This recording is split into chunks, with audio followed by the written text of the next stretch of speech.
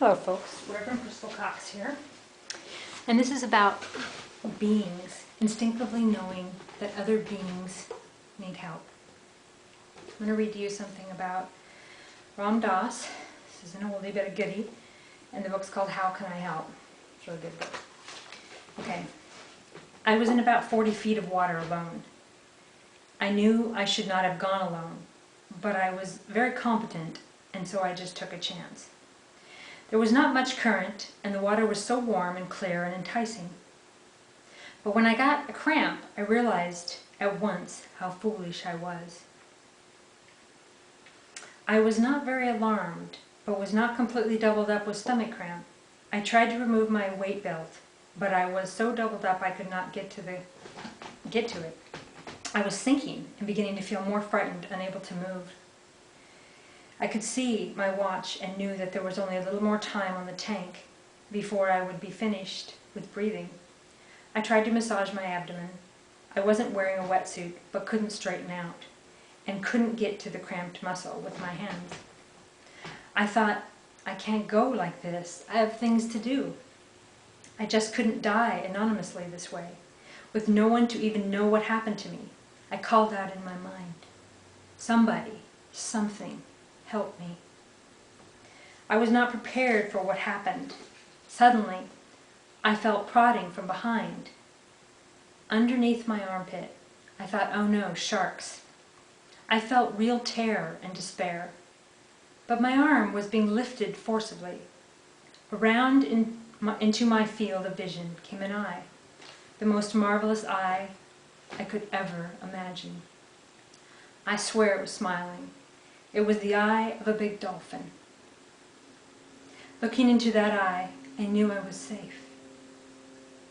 It moved farther forward, nudging under, and hooked its dorsal fin under my armpit with my arm over its back. I relaxed, hugging it. Flooded with relief, I felt that the animal was conveying security to me, that it was healing me as it lifted me towards the surface.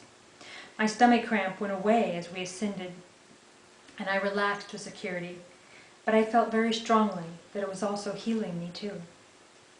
At the surface, it drew me all the way to the shore. It took me into water so shallow that I began to be concerned for it, that it would be beached, and I pushed it back a little deeper where it waited, watching me, I guess to see if I was all right. It felt like another lifetime when I took off the weight belt and oxygen. I just took everything off and went naked back into the ocean to the dolphin. I felt so light and free and alive. I just wanted to play in the sun and the water and all that freedom. The dolphin took me back out and played around in the water with me. I noticed that there were a lot of dolphins further out.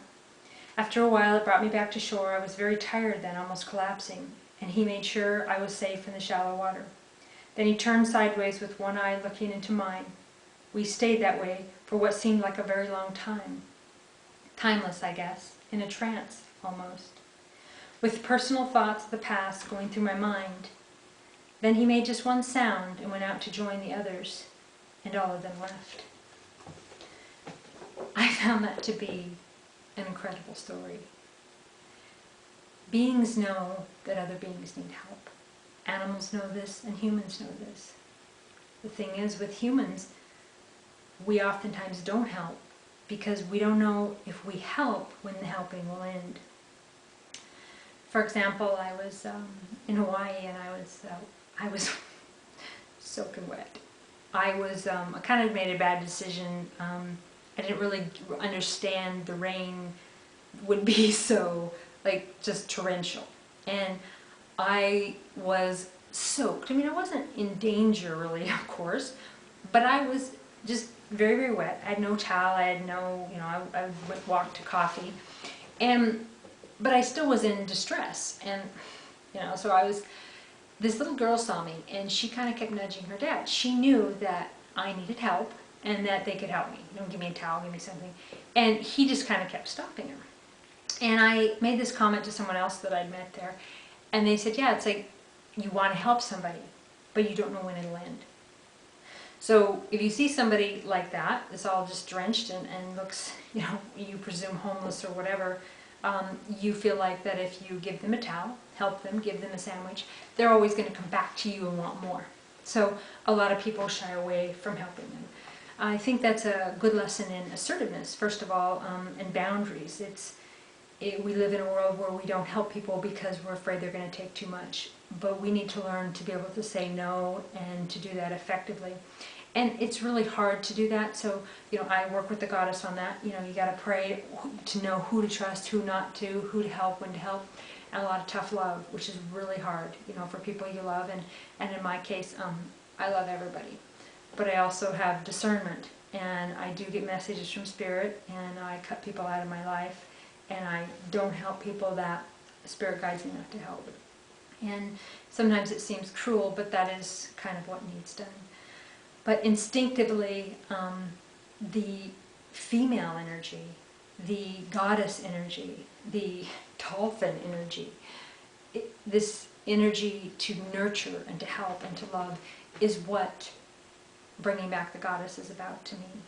And finding a way to help those people that want to help others, to find a way to help them and not fear it. I mean, if you have somebody that's, like, say, an elderly woman, kind of vulnerable, she might see a homeless man and want to help him, but she is in fear of her life and her quality of life and many things. But what can she do to help them? And we want to work with people that teach them working with the goddess and the power of prayer and how different energy work to help that person without necessarily putting herself in harm's way.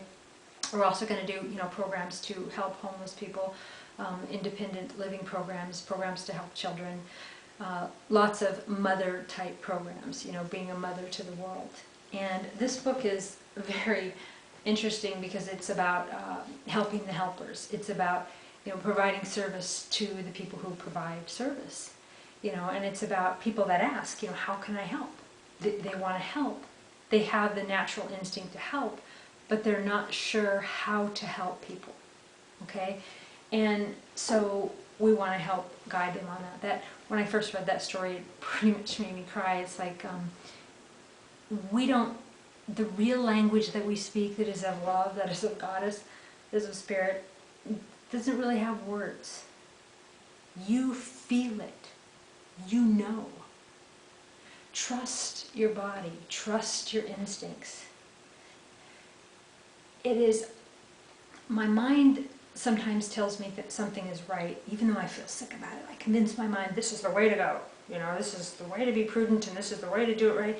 But my body's like, no, I just really don't want to. And I'm like, look, you're coming with this, kind of like the kids. Look, you're coming along. There's nothing you can say about it. And the mind, and most of the time it doesn't end up being quite right. So trust your body, trust your instincts. And yeah, sometimes you're going to be probably wrong. But the more you do it and the more you pray for Goddess to show you and pray for clarity, the more you can do it. Don't give up on helping people that you instinctively know that you can help. I've always told Spirit and angels, I'm a tool. Okay, I'm a tool of Spirit, and if I'm somewhere where you got somebody that needs help, hey, send me in. Right? And I'll just show up and somebody will need something and I'll never see him again. Let the angels, let Goddess know that you're available for this, but that you want to be safe. You want no harm to come to you. You don't want no repercussions. We have to be specific. It's a free will planet. So we have to tell Goddess and angels exactly what we want, exactly what we're up for, what we're available for, and what we don't want. Okay? I'm not saying like a list of a zillion things of what you don't want, but I'm just saying be as specific as you can, but don't give up on helping people. All right, well, Goddess bless you all, and I hope you have a great day.